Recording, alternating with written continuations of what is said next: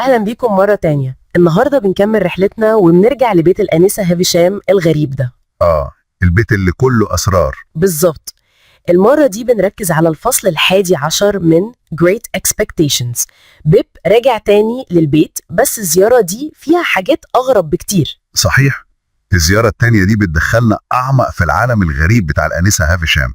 يعني نفس الجو الكئيب ونفس الساعة اللي واقفة عند 48. أول ما بيب بيوصل بتقابله إستيلا برضو بنفس البرود. طبعا هي شخصيتها كده. وبتاخده بقى في ممر طويل كده بيوصل لساحة، والساحة دي فيها بيت تاني. بيت تاني مهجور هو كمان. وكمان ساعته واقفة عند 48. الموضوع ده فيه إصرار غريب قوي. هو رمز قوي لتوقف الزمن في حياة الآنسة هافشام كلها، مش بس في البيت الرئيسي. تمام. بعدها السلة بتدخله أوضة ضلمة شوية وتقول له يقف جنب الشباك وما يتحركش لحد ما حد ينادي عليه. وهو واقف مستني بيبص من الشباك. بيوصف بقى الحديقة اللي شافها. شكلها إيه الحديقة دي؟ يعني مهملة خالص، كلها بقايا كرنب مزروع وشجرة بطس متقلمة بشكل غريب وشوه. الوصف ده بيخدم الجو العام، يعني الإهمال والخراب في كل حتة. بالظبط، مش بس جوه البيت، لا ده حتى في الطبيعة اللي حواليه. طب جوه الأوضة بقى لقى مين؟ لقى 3 ستات وراجل قاعدين، وحس فورا إنهم بيبصوا له ببصات غريبة، بيتفحصوه كده. حس بإيه تجاههم؟ حس إنهم متملقين ومنافقين، يعني استخدم تعبير توديز اند همباجز.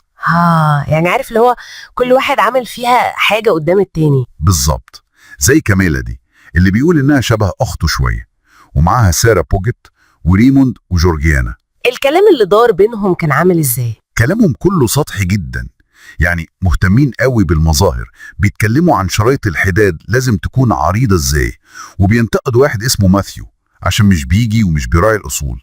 نفاق اجتماعي صريح يعني. جدا، ويمكن كمان خوف من الآنسة هافشام، يعني مش نفاق بس. وفجأة استيلا بتنده على بيب وهو خارج، حس بنظراتهم عاملة ازاي؟ نظرات احتقار طبعا، كانوا بيقولوا الواد ده بيعمل ايه هنا. وفي الممر الضلمة بتحصل مواجهة تانية مع استيلا. المواجهة دي قوية، بتسأله بسخرية لسه شايفني جميلة ولا مهينة؟ وهو رد عليها رد غريب شوية. فعلا قال لها أقل إهانة من المرة اللي فاتت. رد ذكي بس مستفز. طب هي عملت ايه؟ راحت ضرباه بالقلم على وشه. يا نهار ابيض. رد فعل عنيف جدا، لكن رد بيب بعدها كان مهم قوي. لما سألته ليه مش بيعيط، قال ايه؟ قال إنه خلاص مش هيعيط عشانها تاني أبدا، مع إنه بيقول إنه كان بيعيط من جواه. دي يمكن لحظة تغير في موقفه منها. ممكن جدا. الموقف كله أصلا صادم نفسيا وجسديا، والمفاجآت ما بتخلص. وهم طالعين على السلم بيقابلوا حد تاني. شخصية جديدة ومريبة، راجل ضخم كده، أصلع، حواجبه كثيفة وعينه حادة وشكاكة. وبيعمل ايه الراجل ده؟ بيستجوب بيب، بيسأله بيعمل ايه هنا وبيحذره يتصرف كويس. طب وسابه كده؟ سابه، بس بيب لاحظ حاجة غريبة قوي في ايده، ريحة صابون معطر. ايه لازمة التفصيلة دي وسط كل ده؟ ما هو ده الذكاء ديكنز بقى، يعني بتضيف غموض. مين ده؟ وايه سر النظافة دي في مكان كله إهمال؟ ممكن يكون المحامي جيجر. أسئلة كتير بتفضل في دماغنا. تمام. وبعدين بيب بيدخل أخيرا أوضة الآنسة هافشام. الأوضة زي ما هي بالظبط، مفيش حاجة اتغيرت، متجمدة في زمانها فعلا. بس المرة دي الآنسة هافشام طالبة منه طلب مختلف، مش هيلعبوا. لا، المرة دي بتقول له إنه لازم يشتغل. يشتغل إيه؟ هو ده السؤال. بتاخده الأوضة تانية، أوضة مقفولة تماما عن النور، ريحتها مكتومة جدا. وهنا بقى بنشوف المشهد يمكن الأقوى في الفصل ده كله.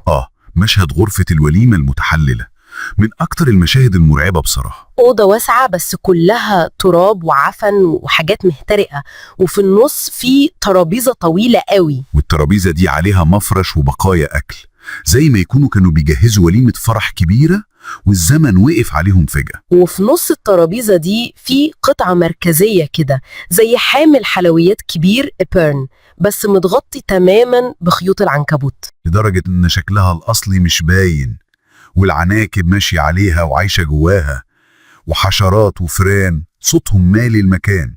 أنا مش قادر أتخيل المنظر ده. هو تجسيد مرعب لفكرة توقف الزمن دي. مش بس الساعات وقفت، لا دي الحياة نفسها وقفت واتحللت. وهنا الآنسة هافشام بتظهر فجأة. أيوة، وبتحط إيدها على كتف بيب، وفي إيدها التانية ماسكة عصاية. وبتقول له إيه؟ بتشاور على الترابيزة وبتقول هنا هيحطوني لما أموت. وبعدين تشاور على التورتة وتقول ودي تورتة كبيرة، تورتة عروسة بتاعتي. كلام يخض فعلا. طب والشغلانة بقى اللي كان مفروض بيب يعملها؟ الشغلانة طلعت أغرب مما نتخيل، إن هو يمشي الأنسة هافشام في الأوضة دي وهي ساندة على كتفه. يمشيها فين؟ حوالين الترابيزة المتحللة دي، ويمشوا بخطوات سريعة ومتقطعة كده كأنها ماشية مع أفكارها. والموقف بيبقى محرج أكتر كمان لما بتندع على الباقيين. بتنادي استيلا والأقارب المنافقين دول عشان يجوا يتفرجوا عليه وهو شغال. يا لهوي على الإحراج. طبعا. وبيرجع تاني الحوار بتاع التملق والنفاق ده. كاميلا تشتكي من صحتها ومن إن ماثيو مش بيزورها. ولما جابوا سيرة ماثيو ده تاني، إيه اللي حصل؟ هنا الأنسة هافشام بتوقف المشي فجأة وبتنفجر فيهم. بتقول لهم ماثيو هيجي بس لما هي تموت وتتحط جثة على الترابيزة دي. وقالت لهم إيه كمان؟ حددت لكل واحد منهم مكان يقف فيه حوالين الترابيزة عشان يتغذوا عليها. كلام انتقامي ومرعب. وبعدين طردتهم كلهم. طردتهم؟ أيوة. وكملت مشي تاني مع بيب لوحدهم. وبعد ما مشيوا الأنسة هابشام بتقول له سر تاني؟ سر غريب ومفاجئ. بتقف كده وبتقول له النهاردة عيد ميلادي. عيد ميلادها؟ طب وهو قال لها كل سنة وانت طيبة؟ لا طبعا. منعته يتكلم أو يعلق أو حتى يقول لها كلمة تهنئة. قالت له إنهم بيجوا في اليوم ده بس محدش بيتجرأ يجيب سيرة المناسبة. والأهم من ده كله إيه؟ إنها ربطت بين عيد ميلادها ده وبين يوم وصول كومة التحلل دي اللي هي تورتة الفرح. يعني إيه؟ يعني بتقول إنها هي والتورتة بقالهم سنين بيتهروا وبيتحللوا مع بعض بنفس المعدل. حتى بتقول إن أسنان الفيران عضتها هي شخصيا. كلام مش طبيعي. وبتتمنى أمنية مرعبة في الآخر، إن اليوم اللي الخراب بتاعها يكتمل فيه ويحطوها ميتة بفستان فرحها على ترابيزة الفرح دي يكون في نفس يوم عيد ميلادها، كنوع من اللعنة الأخيرة على اللي خانها. الهسم بالانتقام وصل لأبعاد مخيفة فعلا. جدا. مستوى تاني خالص من المرارة والتحلل النفسي. وبعد كل الدراما دي بيرجعوا يلعبوا كوتشينة تاني. أيوة، كأن مفيش حاجة حصلت. بيب بيخسر طبعا كالعادة، وهي طول الوقت عمالة تلفت نظره إزاي ستيلا بقت أجمل. وبعد اللعب بيب بينزل يتمشى في الحديقة المهملة دي لوحده. وهناك بتقابله آخر مفاجآت اليوم الغريب ده. مفاجأة إيه تاني؟ بيلمح من شباك في مبنى تاني ولد شاب كده وشه شاحب قاعد كأنه بيذاكر أو بيقرأ. الشاب الشاحب. وبعدين؟ الشاب ده بيخرج فجأة من المبنى وبدون أي مقدمات أو سبب واضح بيتحدى بيب إنه يقتله. يقتله ليه؟ محدش عارف ليه. أغرب موقف ممكن. الشاب ده بيتصرف كأنه في مبارزة رسمية، بيعمل حركات استعداد وبيجهز نفسه بقواعد شكلية كده. طب وبيب عمل إيه؟ ده شكله ولد رياضي بقى ومستعد. هو بيب خاف منه في الأول، بس لما بدأوا بيب فاجئه، طلع أقوى منه بكتير. غلبه يعني؟ غلبه بسهولة جدا، ضربه في عينه وفي مناخيره. بس الشاب ده كمل؟ هو ده الغريب، كمل قتال بشجاعة غريبة ورغم انه ضعيف وباين انه بيتألم لحد ما وقع خبط راسه في الحيطة واستسلم. طب وبيب حس بإيه بعد ما كسب؟ حس بانتصار غريب كده، كئيب ومفهوش فرحة، وحاول يساعد الولد لكن الولد رفض.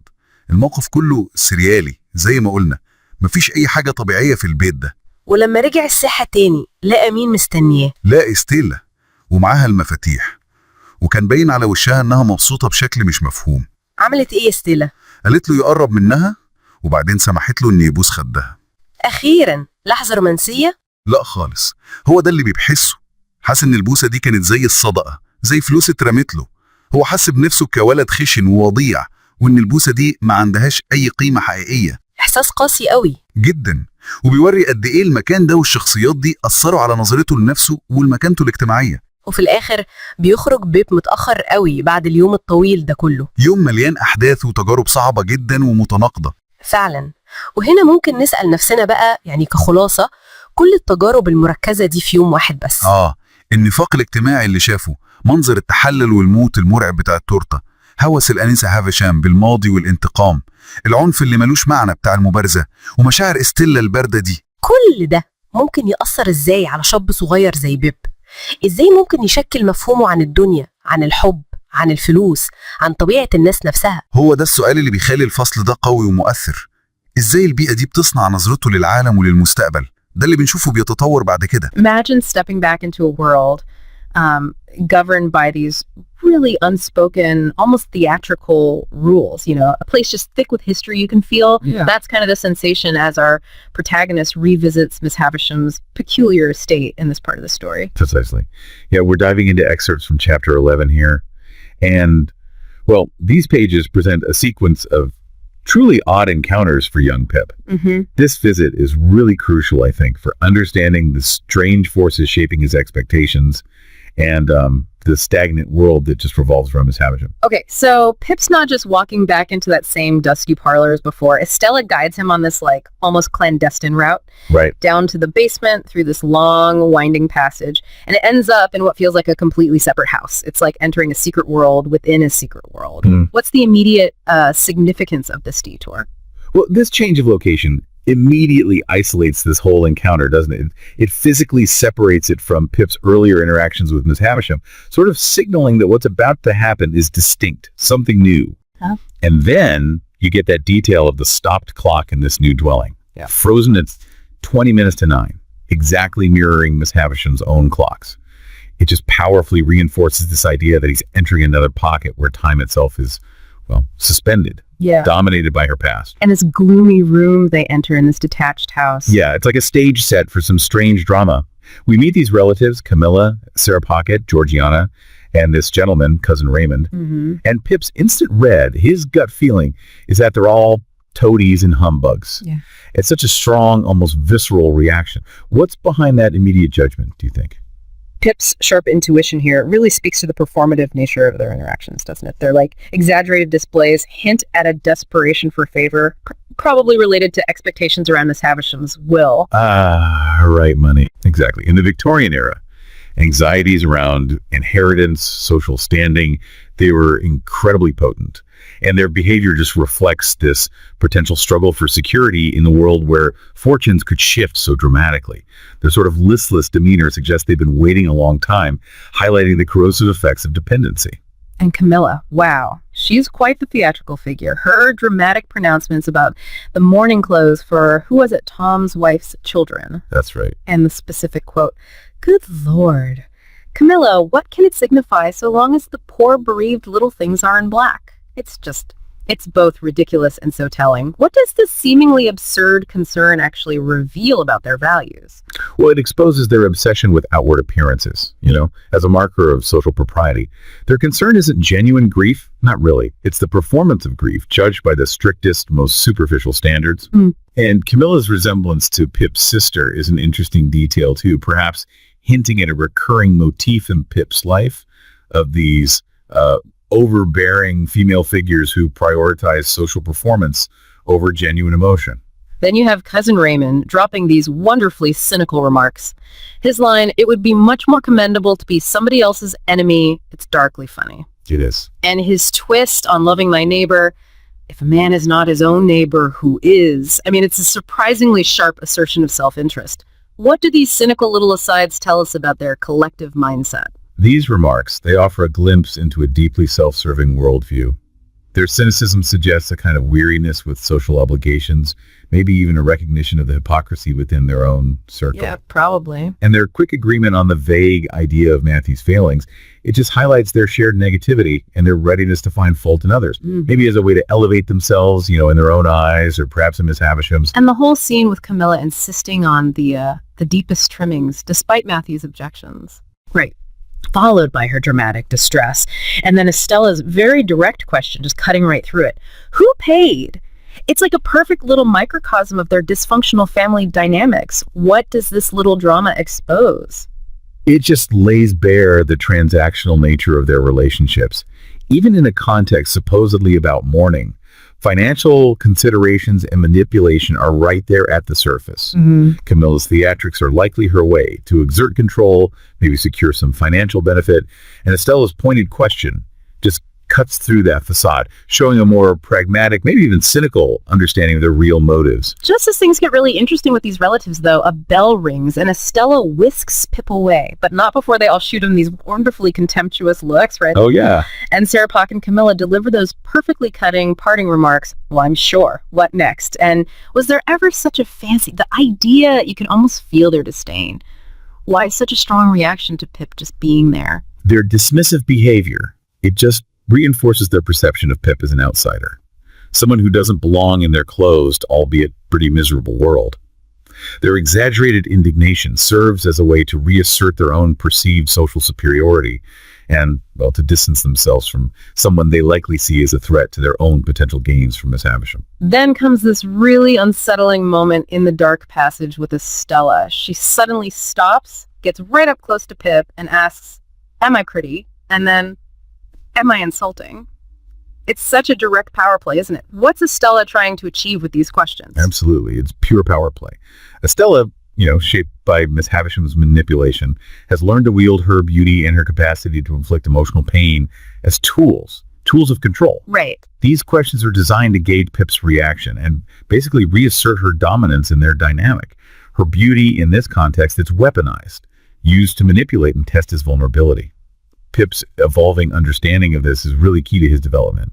And his answer gets him a sharp slap across the face, a brutal reminder of their dynamic. Her taunts escalate. "Now, you little coarse monster, what do you think of me now?" And his declaration that he'll never cry for her again, even though inside he absolutely is, it just speaks volumes about his growing but still really fragile pride. How significant is this moment in their evolving relationship? Oh, it's a crucial turning point. Yeah. Pip is starting to recognize the emotional damage Estella inflicts. And while he's still deeply affected by her, you can see he's starting to build a defense mechanism. Okay. His internal conflict, that desire for her approval versus the pain of her rejection, it's palpable. And it signals a shift towards a more self-aware, though still very wounded, emotional state. Then on the stairs, they encounter this truly unforgettable burly gentleman. The description is so vivid. Dark complexion, huge head and hands, bushy black eyebrows, deep-set sharp eyes. Yeah, quite a picture. He's really imposing, and he seriously scrutinizes Pip. What's the effect of this sudden, almost menacing encounter? The detailed physical description, it creates this memorable and, somewhat ominous presence. His intense scrutiny of Pip, physically taking his chin and looking at it by candlelight. It feels intrusive. It suggests a potential threat, or at least a significant judgment being made. Right. And his gruff warning, "Well, behave yourself. I have a pretty large experience of boys, and you're a bad set of fellows. I mind. You behave yourself." Yeah. Just adds to this sense of unease and maybe foreshadowing. And the unexpected detail that his hand smells of scented soap adds this strange little twist. Pip briefly wonders if he might be a doctor, but dismisses it. Why include this seemingly minor detail, do you think? Well, this detail creates a subtle contrast, doesn't it? Between the man's rough appearance and this hint of refinement. It makes it more enigmatic. Pip's fleeting thought about him being a doctor shows his mind actively trying to categorize and understand this unexpected figure. This unresolved detail kind of lingers, adding to the overall mystery of Miss Havisham's household, and suggesting that there are unseen elements, unseen individuals influencing Pip's world. Back with Miss Havisham, it's like the encounter with her relatives and the strange man. It just never happened for her. She's completely dismissive of Pip even mentioning the day. Her impatience immediately shifts to wanting to play. Right, back to the routine. And when he hesitates, she pivots to asking if he's willing to work. What does this reveal about her state of mind? Her unwavering focus on her own internal world, her past trauma, it just renders her oblivious to the present moment and the social dynamics swirling around her. Time seems to hold no real meaning for her outside of her personal tragedy. Yeah. The immediate shift from play to work suggests that her interactions with Pip are ultimately about fulfilling her own psychological needs, using him as a prop, really, in her ongoing reenactment of the past. This leads him to the other room, and the description is just saturated with decay. Airless, dark, a reluctant fire, wintry candle branches, and then the pervasive dust and mold, and that long table with the spread tablecloth. It's such a powerful, still life of abandonment. What's the symbolic weight of this setting? Oh, this setting visually and symbolically embodies Miss Havisham's arrested existence. The neglected feast represents the life, the happiness that was denied to her, now just decaying and stagnant. Wow. The dust and mold permeate everything, signifying the passage of time that she refuses to acknowledge internally. It's a tangible representation of her emotional and, psychological decay. And then Miss Havisham appears, and the revelation about the table being where she'll be laid when she's dead, followed by the dramatic reveal of the cobwebbed object as her great cake, a bride cake. mine. I mean, it's a truly chilling and theatrical moment. It really is. What's the significance of this macabre centerpiece? The bride cake, meant to symbolize a joyous future, has become this perverse monument to her enduring pain and a focal point of her self-imposed isolation. Covered in cobwebs, it represents the hopes and dreams that have just withered and decayed over time. Her dramatic pronouncement solidifies her identity as the eternally jilted bride, a role she seems absolutely determined to inhabit until her death. It's such a powerful symbol of how a single traumatic event can just warp one's entire perception of life. Her command, come, walk me. It turns Pip into this almost unwilling participant in her endless circling of the room. Yeah, like a hamster wheel. Exactly. A physical manifestation of her repetitive, stagnant existence. She even says her fast thoughts are the reason for their fitful pace. How does this action underscore her psychological state? By forcing Pip to walk with her in circles, Miss Havisham basically externalizes her own mental and emotional entrapment.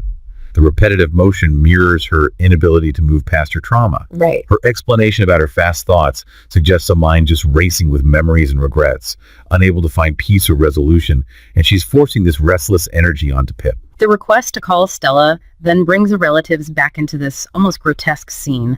It turns what seemed like a private ritual into a public spectacle. Why does she do that? What does Miss Havisham gain by having an audience for this? By summoning the relatives, Miss Havisham orchestrates a display of her power and, crucially, their dependence on her.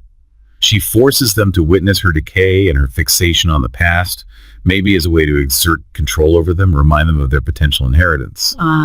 Okay. It's a way for her to feel some sense of agency, albeit a pretty warped one, in her otherwise stagnant existence. And what a performance it is. The relatives return, full of these completely insincere remarks and dramatic pronouncements. Camilla is particularly over the top with her poor dear soul, and her exaggerated complaints about thinking of Miss Havisham at night. Oh, drama. Even Mr. Camilla gets in a sarcastic dig about her family feelings, making one leg shorter. What does this exchange reveal about their relationships? Their interactions are just a masterclass in social pretense and veiled self-interest. They engage in these exaggerated displays of concern, knowing they're being observed by Miss Havisham, hoping to curry favor. Right. Mr. Camilla's sarcastic remark highlights the underlying resentment and cynicism within the family, revealing that their outward concern is likely just a thin mask for their greed. The circling continues, Pip brushing against them, adding to their discomfort. Camilla's lament about Matthew never visiting, her dramatic fainting spells on the sofa. It's also transparently manipulative. Completely. And Sarah Pocket's pointed question about who she expected to thank her is just brutally honest in its directness. What's the dynamic at play here? It highlights the intense competition and underlying hostility among them. They're all vying for Miss Havisham's attention, her potential inheritance, leading to these passive-aggressive exchanges and thinly veiled accusations. Sarah Pocket's directness just cuts through Camilla's theatrics, exposing the underlying self-interest that motivates their seemingly caring behavior. Then Miss Havisham stops at the mention of Matthew, and her pronouncements about where each relative will stand at her death to feast upon me, striking the table with her stick at each name. That's a truly powerful and disturbing moment. Oh, absolutely chilling. What does this reveal about her perception of her family? This chilling scene reveals the depth of Miss Havisham's bitterness and her utterly cynical view of her relatives. She sees them as vultures, basically, motivated solely by greed and just waiting for her demise. Whoa. By dictating their positions at her imagined deathbed, she attempts to exert control even beyond the grave, turning her own death into a final act of dominance and perhaps revenge. Their departures are equally telling, aren't they? Camilla's sort of melancholy satisfaction and Sarah Pocket's cunning victory in being the last to leave with her saccharin. Bless you, Miss Havisham, dear. It's like a grotesque little dance of self-interest. What's the final impression we get of these characters? Even in their leave-taking, they continue their performances, each trying to make a lasting impression on Miss Havisham. Sarah Pocket's calculated move to be the last to depart just underscores her manipulative nature and her understanding of the game they're all playing. It leaves us with a sense of their complete superficiality and their relentless pursuit of personal gain. After they're gone, Miss Havisham slows down, finally stopping at the fire, and then comes this quiet, almost muttered revelation. "This is my birthday, Pip." It's so unexpected amidst all the drama. Why this sudden shift in tone and revelation? This quiet admission, it provides such a stark contrast to the preceding theatricality, doesn't it? It offers a glimpse into Miss Havisham's underlying vulnerability. Revealing her birthday, a date typically associated with celebration, just underscores the profound sadness and isolation of her existence. Yeah. It's a brief moment where the jilted bride facade kind of cracks, revealing the lonely woman beneath. Her immediate silencing of any birthday wishes and her explanation about the decaying bride cake brought there long before Pip was born and how they've worn away together. It really speaks to the profound impact of that single event on her life. How does this connect with the themes of the story? Well, this powerfully illustrates the theme of time standing still for Miss Havisham, forever trapped in the moment of her abandonment. The decaying cake becomes a potent symbol of her own wasted life and the destructive power of unresolved trauma. It highlights how a single event can define and ultimately consume a person's entire existence. Her image of being laid out in her bride's dress on the bride's table on this day as a finished curse is just haunting. And Pip's own alarming fancy about himself and Estella beginning to decay in that heavy atmosphere. It really underscores the pervasive nature of Miss Havisham's stagnation. What's the psychological effect of this environment on Pip? Pip is just immersed in an atmosphere of decay and bitterness. And this experience is absolutely beginning to shape his own perceptions and anxieties. His unsettling thought about himself and Estella decaying suggests a fear being drawn into Miss Havisham's stagnant world. Right. And a growing awareness of the potentially damaging effects of his association with her. Then the abrupt shift back to playing cards, as if that morbid interlude never even happened. Miss Havisham is back to her old ways, watching them, highlighting Estella's beauty, and Pip is, as always, beggared in the game. Always loses. And Estella remains cold and distant. What does this return to routine signify? The return to the card game just underscores the cyclical nature of their interactions and the entrenched power dynamics. Pip is consistently in a position of disadvantage, both in the game and in his relationship with Estella, while Miss Havisham continues to manipulate and observe. It suggests that despite the emotional intensity of the birthday revelation, the fundamental patterns of their relationship remain unchanged. After the cards, Pip is sent to the yard to be fed, and then he wanders into the overgrown garden. It's described as a wilderness, full of discarded and decaying objects, mirroring the state of the house and Miss Havisham herself. And there, in a dismal corner, he encounters the pale young gentleman. Right, another strange encounter. What's the significance of this encounter in this particular setting? The garden. Yeah, despite being outdoors, it mirrors the internal state of Miss Havisham's world, overgrown and neglected, a place where nature itself seems to have succumbed to decay. The sudden appearance of the pale young gentleman in this setting feels like another manifestation of the unexpected and somewhat unsettling elements that just permeate Pip's experiences at Miss Havisham's. And what an encounter it is. This young gentleman, with his red eyelids and inky fingers, immediately challenges Pip to a fight in this bizarre, almost theatrical way. The preamble alone, the hand-slapping, the leg-kicking, the hair-pulling, the head-butting, it's like nothing Pip has ever experienced. What are we to make of this strange behavior? This unconventional behavior, it suggests a lack of proper social conditioning, doesn't it? Perhaps indicative of a sheltered or peculiar upbringing. His almost performative approach to the fight, with its strange gestures and pronouncements, highlights his naivety and inexperience with real-world interactions. It's a stark contrast to the more subtle manipulations Pip has encountered inside the house. Despite the headbutting, which Pip rightly considers, completely unwarranted, he's also secretly afraid of this surprisingly agile opponent. They move to a secluded spot, and even then, the young gentleman maintains this strange politeness, offering water and a vinegar-soaked sponge. Yeah, available for both. And then he strips down for the fight. This is all so odd. What's the meaning behind this strange formality? This peculiar mix of aggression and politeness. It just underscores the young gentleman's awkwardness and his attempt to adhere to some perceived code of conduct, even in a physical confrontation. Offering the sponge and water, despite the impending violence, suggests a lingering sense of decorum, however misplaced. Stripping down might be his understanding of how a proper fight should be conducted, further highlighting his inexperience. The fight itself is equally surprising. Pip, to his own shock, knocks the young gentleman down twice with the first two blows, but the guy just keeps getting back up. He's got spirit. He does. Pip even develops a respect for his spirit and persistence, even as he's hitting him harder and harder.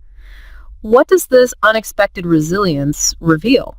The young gentleman's tenacity, despite his clear lack of fighting skill, is actually admirable.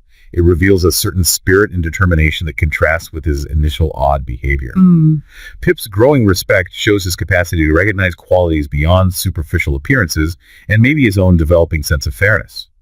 His self-description as a species of savage young wolf hints at his own surprise at his aggression and perhaps a dawning awareness of his own potential for violence. The fight ends with the young gentleman finally surrendering, going on his knees and throwing up the sponge, declaring, "That means you have won."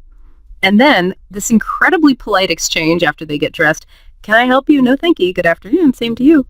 It's such a bizarre juxtaposition of violence and civility. It really is. What's the effect of this sudden return to politeness? This abrupt return to formal politeness, it just highlights the strange social microcosm of Miss Havisham's world. Even after a physical altercation, a veneer of civility is quickly reasserted. It suggests a set of unspoken rules that govern their interactions, no matter how unusual. It just underscores the artificiality of their environment. But the real shocker comes after the fight. Estella is waiting in the courtyard, completely unfazed by Pip's absence, with this bright flush on her face, and then she beckons him into the passage and offers him a kiss.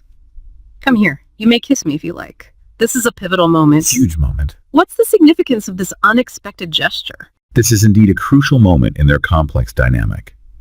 The kiss, though seemingly offered so casually, is a significant act from Estella, who typically maintains such a cold and distant demeanor towards Pip. Right. The bright flush on her face is intriguing. Is maybe a sign of some reaction to the fight she witnessed, or perhaps a deliberate attempt to provoke Pip further. And his feeling that the kiss was meaningless, given to him as one might give a token to a beggar, reveals his deep insecurity and his understanding of the power imbalance between them. It suggests he perceives her affection, if you can call it that, as conditional or even condescending. The visit finally ends after this incredibly long day filled with bizarre encounters. And as Pip nears home, we get this evocative image of the light on the marshes and Joe's furnace. It's such a powerful contrast. What does this return to his familiar world signify? This return, it really emphasizes the stark contrast between the decaying artificial world of Miss Havisham's and the simple, honest reality of Pip's home. The imagery of the natural light and the warmth of Joe's furnace offers a sense of grounding and a reminder of the values of loyalty and genuine affection. Yeah. Values that stand in complete opposition to the manipulation and pretense he has just experienced. So, to recap this incredibly intense deep dive, we've witnessed Pip navigate the unsettling atmosphere of Miss Havisham's extended household, endure the bizarre pretenses of her relatives, engage in that strange and ultimately innocent fight in the garden, and receive that perplexing kiss from Estella. Quite a day. Absolutely. And throughout these encounters, the pervasive theme of decay is just undeniable, reflecting not only the physical environment, but also the emotional and psychological states of the characters. We see the manipulative power dynamics at play, particularly in Miss Havisham's control over her relatives, and of course, Estella's treatment of Pip. The visit is punctuated by these unexpected encounters that add layers of mystery and intrigue. And fundamentally, we witness the continuing evolution of the complex and often painful relationship between Pip and Estella, shaped so powerfully by Miss Havisham's influence. And that brings us to our final thought for you listening. Consider how these seemingly disparate events might be foreshadowing Pip's future journey. What kind of expectations are being built, both those he holds himself and those imposed upon him by this strange world? And what might be the long-term consequences of these encounters and his evolving, often painful connection with Estella? It's certainly a lot to consider, and that's the essence of a true deep dive.